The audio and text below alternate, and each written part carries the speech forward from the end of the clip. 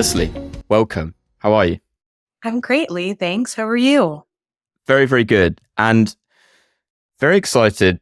We first came into contact because I know you're incredibly active on LinkedIn. I think you were talking about some of the insights that we shared in our sales benchmarks report, probably about 6 weeks ago before we're recording right now. I think we'll probably get into it. But before we get there, for anyone listening that hasn't come across Leslie Venetz before, can you tell us a little bit more about your story and how you got to where you are today?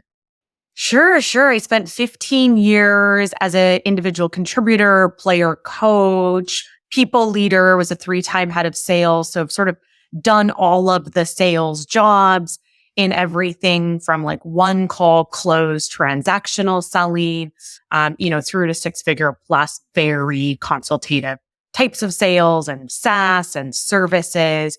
So I've had a truly blessed, maybe a non-traditional sales career, but a truly blessed sales career in getting to sell to a lot of different types of personas, selling a lot of different things at different price points. And then I decided to take that breadth of experience. And 2 years ago, I quit my full-time job and made my passion project, my side hustle, into a full-time founder gig. So for the last 2 years, I've been leading the sales-led go-to-market agency, helping orgs mostly outbound better, like that prospecting through discovery, meeting magic, as a full-time founder.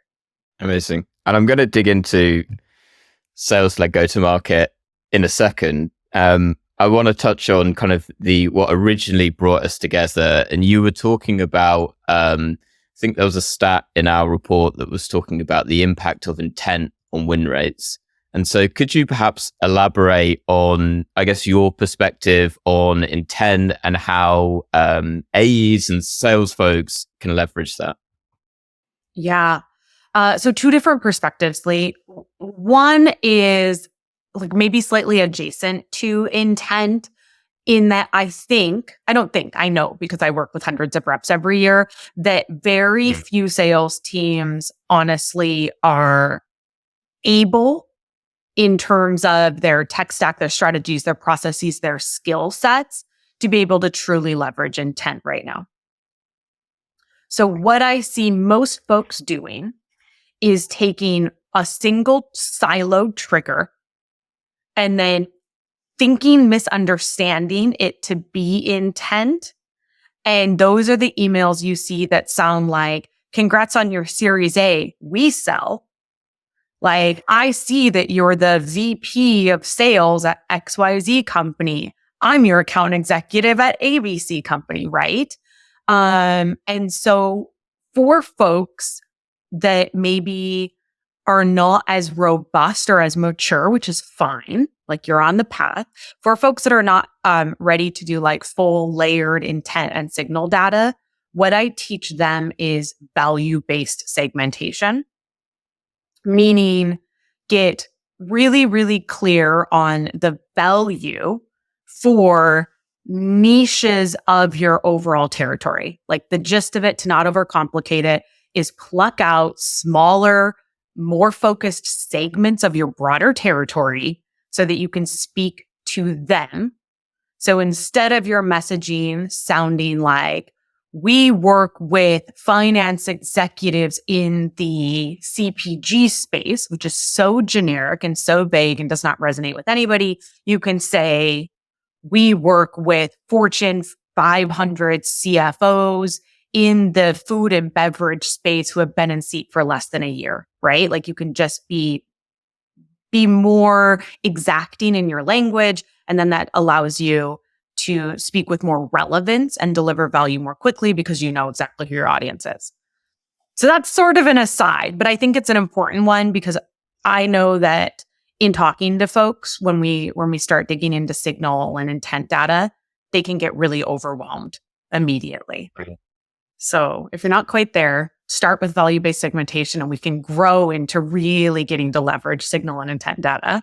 I love the direction that you're going with it because this was something that I was planning to, probably digging into a little bit later, but let's absolutely go down that rabbit hole now, which would be, to your point of getting to a level of maturity? Because in an ideal world, we've got all of these different data signals, and in an ideal world, we have that all coming into our CRM. We're able to look at that objectively and go, okay, I know how I want to craft my message and I want to engage this individual.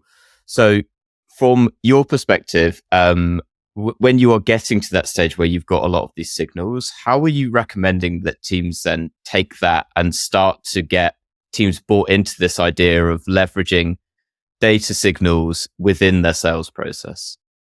Yeah. So the litmus test for AEs, for anybody that's using this signal, this intent data, is what I'm about to say to them going to matter to them. And I know that sounds simple, but it very muchly is one of those instances of simple, not easy, to the extent that I built my entire sales methodology that I teach around it, like earn the right, which is, have I shared something or said something or done something to earn the right to this ask, whether that's their attention and time to read an email or to meet with us or to, consider investing their resources with us. So when it comes to using intent data, what I would challenge folks to do is ask, does this piece of intent actually relate to what I'm selling?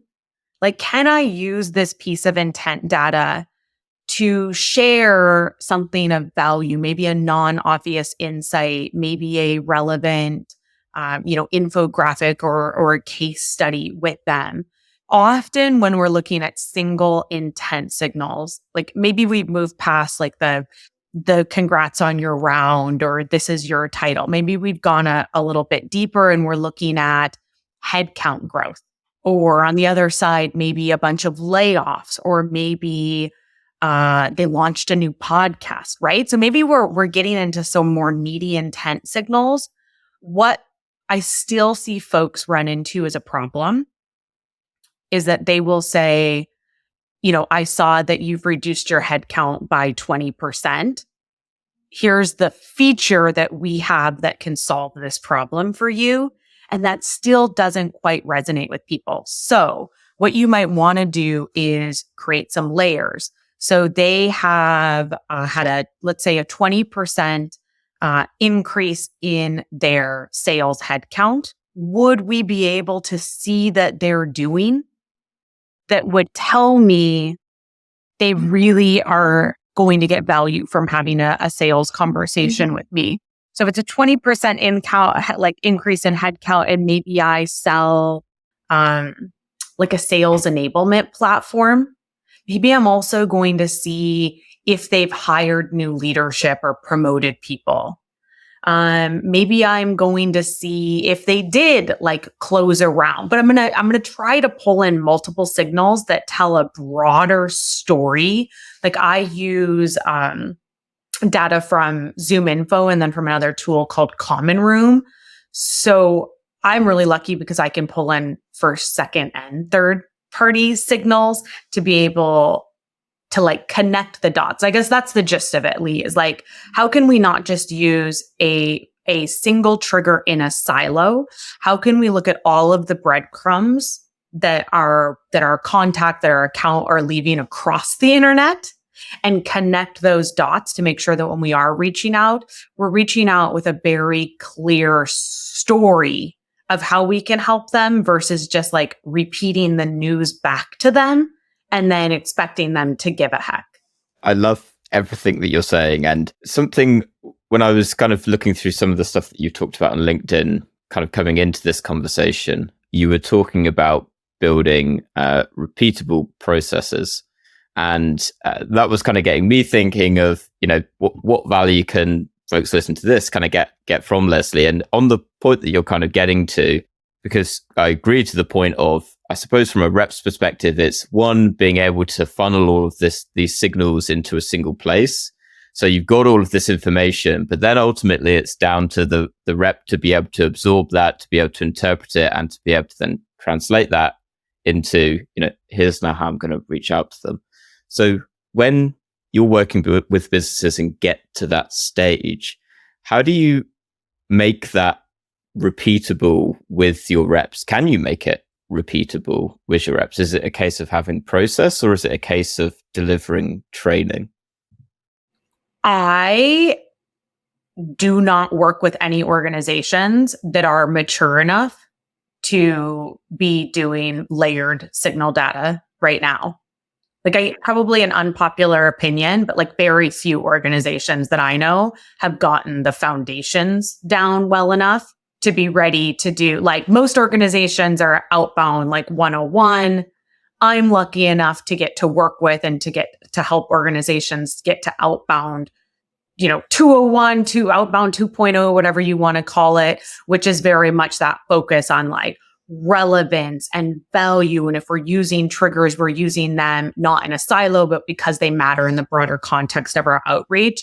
Very, very few organizations are at that like outbound 3.0, where they have the skill sets in their existing organization to support that type of like next level layered usage of signal data and like the broader strategy to support it. So I feel like that's an unpopular opinion. I'm sorry, everybody out there selling intent data. That's where I want us to go. Like that is the future. That is where all organizations should be tracking to. But to be really like just transparent and honest and answering your question, I think very few organizations are doing it and are getting it right. And those that are getting it right are usually smaller orgs. Like, they're not the big behemoths where you really need like set it and forget it strategies. But what could that like if we were creating a repeatable process around using signal data, I would always start with account level signals. And maybe even taking another step backly, I would start with industry signals. Like, I would want to look at what is the broader market that these people play in, tell me, because I don't want to keep my view siloed just to their company, just to that single account. Like, I want to know what broader market forces are affecting their industry. And I also want to know who they sell to, because I want to know how the market forces are affecting their customers. So I would maybe start there, and then I would come in and look at account trends. And so maybe that is layoffs, maybe that is around, maybe they missed their numbers if you're looking at their financial reports. Maybe it's just like pulling up the CEO's statement at the beginning of the year to see what the CEO has publicly told the world that the organization, our goals are. And then once I have those like broader, I would say like industry market trends and then the account trends, then I would be looking at contact specific stuff. And where I see most folks start is with contact specific stuff. And those are going to be like I saw you on a podcast, or I saw you just got promoted. And when we're thinking about repeatability, that's going to be much, much more difficult to create repeatable processes around. So I would save that for last. Love it. And I appreciate your candor as well and the honesty. Let me pull us out of the rabbit hole. I'm going to get like roasted off the back of this. We're like, don't worry. I've marked that as, let's definitely promote that bit on LinkedIn. Like, none of you know what you're doing. No, that's not what I'm saying. I'm saying everybody is doing their level best to get to outbound 3.0. But in the context of repeatable processes, like, folks so often jump to scale. Like, they know and understand what good looks like. They are aspirational. Like, they want to treat sales as that craft. They want to be that top like 1% of sales orgs. But by putting the pressure on yourself and your team to jump from where you're at to like that ideal state, you're going to do more damage than you are going to do good. So give yourself that time and permission to build those foundational skill sets and mindsets and processes that help you get from on 1.0 to 2.0 to 3.0 in a way that is sustainable and durable and actually repeatable, because you can't scale until you can really do something right again and again and again. For sure. It's this concept of walking before you're running, right?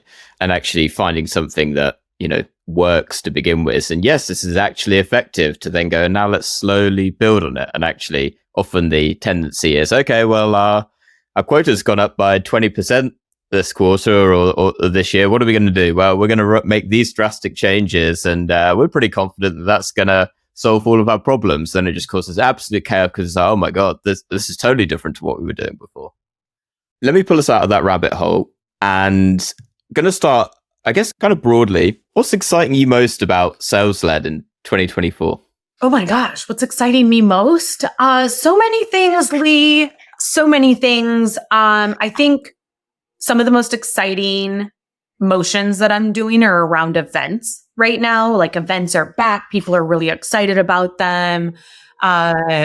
More appetite than I've ever seen before for CROs or for sales leaders to really understand that events are still an outbound sales-led motion. So I think some of the most exciting work that I'm doing right now are helping organizations understand that you're underutilizing events if you are purely looking at them as a marketing activity and like setting up the booth and then just like sitting and waiting for folks to come to your booth and hoping for the best. And instead, we're building some really strategic ways to have events be really a single touch point in a broader sequence of outreach. So if we look at taking a multi-channel approach, we're still going to have emails and social touches and phone calls. And then events will be one of the channels in the middle of that broader outreach. And what we're really doing then is almost bringing a like key accounts approach into events where you're not going to meet with all 1,000, 10,000, 5, whatever, how many people are there. You are looking at that attendee list and you are pulling out maybe 10 or 20 contacts, where if you could even meet with a couple of them, that would be a game changer for your pipeline. So going in to the event with this really strategic approach to who would be most valuable to meet with, and creating your entire event plan around facilitating those face-to-face interactions, and then making sure that you are creating a plan beforehand to help those interactions occur on site, and then creating a plan afterwards. If you meet with them, how to nurture that. And if you don't meet with them, how to not just give up afterwards because you still have that shared common experience. I think that is, like I was saying before we went on camera, that I love sort of blurring the lines between demand gen and lead gen, or between marketing and sales. And I think doing event led, like cold outbound, is a really fun way to bring that to life. There's probably a couple of reasons why I love that you mention it. One is from doing the analysis that we touched on earlier, and I'm not going to be able to remember the number off the top of my head, but we were looking at, the percentage of pipeline that's often created from different sources, from outbound, from paid search, from events, and then how that translated through into an ROI. Everyone always picks out on that particular graphic, like from a partnerships perspective, how kind of little you're investing, but how much it can eventually lead to in terms of ROI. And not many people, other than a few people who were kind of annoyed at me, to be honest, that from an events perspective is, oh, hey, we're spending, tens of thousands, hundreds of thousands sometimes on running these events, and it looks like the ROI is really low. And I started to dig into the numbers a little bit more, and to take the words out of your mouth, like the blurred lines of it, it's like, well, it depends how that has been attributed back on in terms of how we see it in the data. And I love hearing your example of how the perspective is changing on events. Because as a marketer, when we've run events before, it's almost like, okay, thanks marketing, we rock up, we're on the stand, and now we just kind of wait for all the leads to come to us. And then almost as if it's some kind of transactional sale, but it doesn't work in that way. And from my perspective, great to hear that the perspective on events is changing, because I think buyers are starting to appreciate and get a lot more value from those in-person relationships. And it's almost the partnership that you're building up between both the buyer and the seller of, we are in this together, right? And that all comes back to the very founding kind of core principles of sales, right? Which is building strong and meaningful relationships. It's so true. And I think like one of my favorite trends that's a few years old now, though, are folks abandoning attribution drop downs and just having attribution fill in the blanks. And I even see it in my own sales cycle that I'm like, oh, and like out of curiosity, like, how did you find me? And the responses will be like, oh, well, you were on this podcast that my friend listened to, and then they sent me this podcast. And then a week later, I saw you respond to something in a Slack community, like in the Pavilion Slack.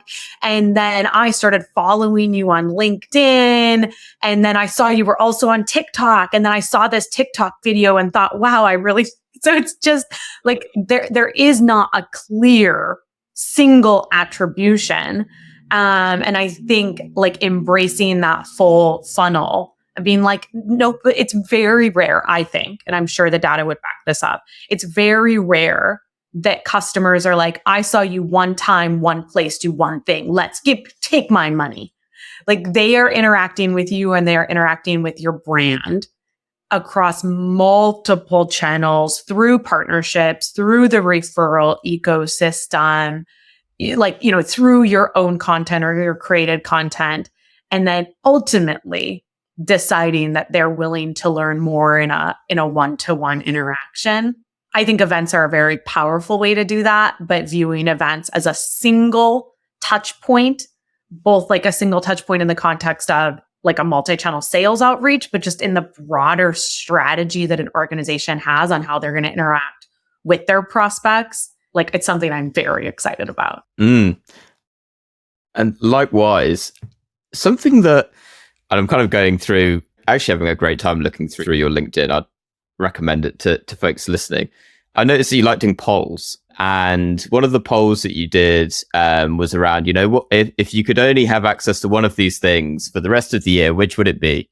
And it was, what are my top performers doing? And that resonates a lot for me. I've been talking about top performers as well. And I think it's something for folks that's definitely resonating right now. So from your perspective, and I guess you can take this one or two ways, whether that's like purely sales led or purely outbound, feel free to have fun with it. But what can you see that top performers are doing in 2024 that's setting them apart from the majority of reps that are kind of just below the waterline? Oh my gosh, so many things. Yeah, you're referring to a poll is like part of a really cool ABM play that one of my partners, SetSail, is doing, which like, again, just talk about like blurring the lines and taking these creative approaches. I love it so much. I was like a little bit surprised of all the dashboard options that was the one that people were like, if I could only have a single dashboard, the number one thing I would want visibility into is what are my top performers doing differently. So a few things that I see very early in the funnel, I see like the SDR, BDR, ISR persona taking a more robust approach to their outreach. And what that avoids is either under contacting or over contacting prospects. That's a big difference. I know in the SaaS world, it is easy to assume that like everybody has a sales engagement platform. Everybody has like an email automation platform. That's not the reality that exists in B2B sales. Like that is something that we see with almost like, 100% assuredness as part of the SaaS tech stack. That's a very SaaS specific thing. So when we look at like top reps that are not supported by a sexy little tech stack that includes, a piece of software that can help you put in your sequences and send emails, just really being sure that things don't get dropped too early, or opposite, they don't get over contacted. For folks that are working in a tech stack, I would say the big differences are like pulling out and doing manual steps when necessary. So they're using a lot of automation, like amazing, let's use this AI, let's use this automation where appropriate, but they're also paying attention to maybe those trigger events, or maybe a buyer action or a prospect action in the way that they are interacting with you, and they are going out of sequence to create that hyper-personalized touch point when it's appropriate. I would say that's a big one. And then I would say the other one is they are really good at time management. So they keep their steps on time. And so they're just better at optimizing for the process of stacking steps, which psychology and, sales data tells us that by keeping our steps on time and optimizing for that concept of like stacking, getting in front of our prospect in enough different places with enough of the right messages in a short enough timeline that they're more likely to respond. So that's what I would say is top of funnel is just like a really robust approach. They're not doing willy-nilly outbound. And then I would say for AEs, the two biggest differences are multi-threading and multi-threading like 3 to 10 prospects per account. And they're not just like I picked up a client last year and they had like 30 to 60 contacts per account because somebody told them they should be multi-threading. And they were like, cool, I'll reach out to everybody. And the persona was one where the title was really vague. And so they pretty much were going out to like the entire department. Like I'm continually surprised about how often I see that folks will say they're multi-threaded, but really they've just added like 20 random people into sequences that like don't matter to them. So multi-threading, but doing it in a way where you're adding your best guess at who the right people are, and then creating 2 tiers for your multi-threading. Tier 1 being for the decision makers, the people that you're going to with an ask to meet. And then a secondary campaign that's an influencer campaign where the goal is awareness and credibility, but you're not asking them for a meeting. So multi-threading and doing it with a very strategic lens on how to get the right message to the right people, then also bringing decision makers into calls earlier. Like that's a huge one that I'm seeing. And I don't know if it was Ebsta data, if it was SetSail's data, but there was something that I read recently that you have a 6-time higher chance of marketed deal closed won if you get a VP to join by the second call for like a longer sales cycle. So multi-threading obviously supports that because you have more consensus and credibility in the organization to get the right people on the call. So just like a couple things, folks, no big deal. Well, if you cut back on engaging 30 to 60 contacts, and technically you have a lot more time to do all of these things. So I'm telling you, it didn't even have phone calls. It wasn't a phone call campaign either. They were just like pretty much they were just sending a newsletter to like 60 people per company. But hey, you know what? We made some really big, massive impact in that engagement because for those of us that have been doing this for ages, we're like 60 contacts, you're out of your mind. But for folks that are new, or maybe not even new to sales, but they're new to concepts like the concept of multi-threading, which the idea of it's always been around, but like multi-threading as a term that's being taught is still fairly new. They don't know what they don't know. My final question, what is one book that you'd recommend to other revenue leaders? Oh, I love books. Books. Okay, I'm going to cheat and give you 2 answers. One is revenue specific, and then one is not. So revenue specific, my absolute favorite book is The Challenger Customer. Customer, not sale. Sales fine. Customer so much better. And everybody that is in any type of revenue or like customer facing role should read it. Like marketing, CS, sales. It is so good. I also would recommend You're Not Listening by Kate Murphy. Like I am such an advocate for treating active listening like a skill, meaning that it's something that you need to practice and train on, just like we train on objections or call openers or discovery meetings. It's so rare that folks train on active listening, but it is, to my estimation, the most foundational sales skill that there is in any role. So I love that one. We read that. I host a business book club in Patreon.com/business book club. And we read that at the beginning of last year. It's so good. Like I recall it so often in the work I am doing and in my own endeavor to actively practice being a better listener? I'm definitely, I completely agree. For one, I'll put a link to the book club in the show notes below for anyone that's interested in checking it out. But as a marketing leader that's also taken on the realm of sales development in the last 6 months, and so going into listening to like our team's cold calls, the thing that stood out to me was like, it feels like you were on kind of on tracks. You know, it felt like you weren't really listening to the person because you were so busy thinking of the next question. Oh my God, you know, you panic a little bit, your palms get a bit sweaty. And it's like, what am I going to ask them next? Or what am I going to say next? So actually you missed the most important bit, which is what they are saying. And it's surprising how often, you know, as a being on sales calls or listening into sales calls, how often, you know, the person isn't being listened to, right? It's, well, I might have to join your book club because I haven't heard that recommendation before, but would love to read it. You know, even in a podcast setting, just like this, you know, occasionally it can be very easy to be like, oh yeah, that was an interesting point. And you're off with like an idea in your head and it's like, oh God, they're still talking. It's like, what were they talking about? It hasn't happened today. Don't worry. Like, you're so right. Like the product that I built the sales-led go-to-market agency on before when I was doing it as a side hustle was this training series. And so I have a session on active listening. It's a 7-session series. So when I'm like going through the discovery and setting the agenda with clients, and I push really hard to have active listening be the first session. And not surprisingly, I get a tremendous amount of pushback because they're like, 7 sessions and you want us to spend one whole session on active listening.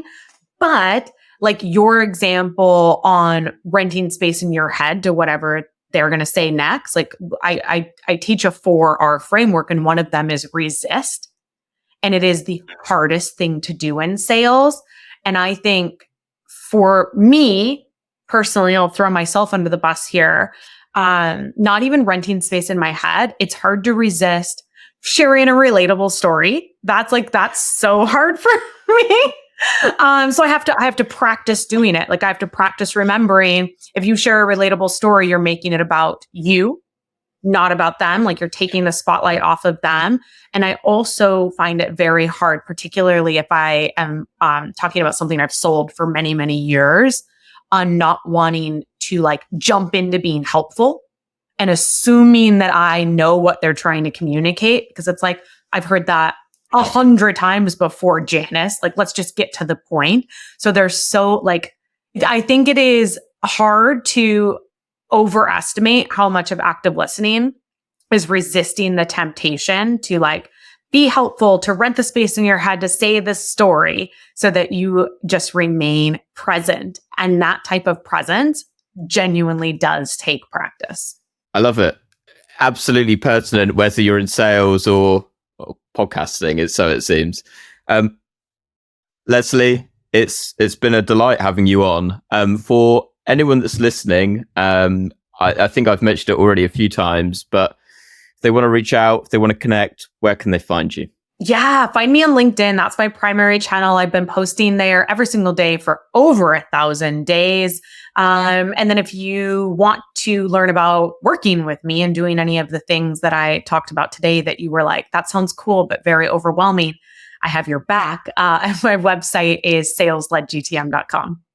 Amazing. I will include all of those, as well as the book club, as well as the Challenger Customer, and You're Not Listening, down to the show notes below. Leslie, thank you so much again. To everyone that listened this week, thank you too. Thanks, Lee. Thanks, everybody. Have a great day. Thanks for listening to Revenue Insights. If you want to learn more, subscribe to our newsletter and we'll deliver every episode straight to your inbox. If you have any questions, feel free to connect with us on LinkedIn. Our links will be in the episode notes. See you next week.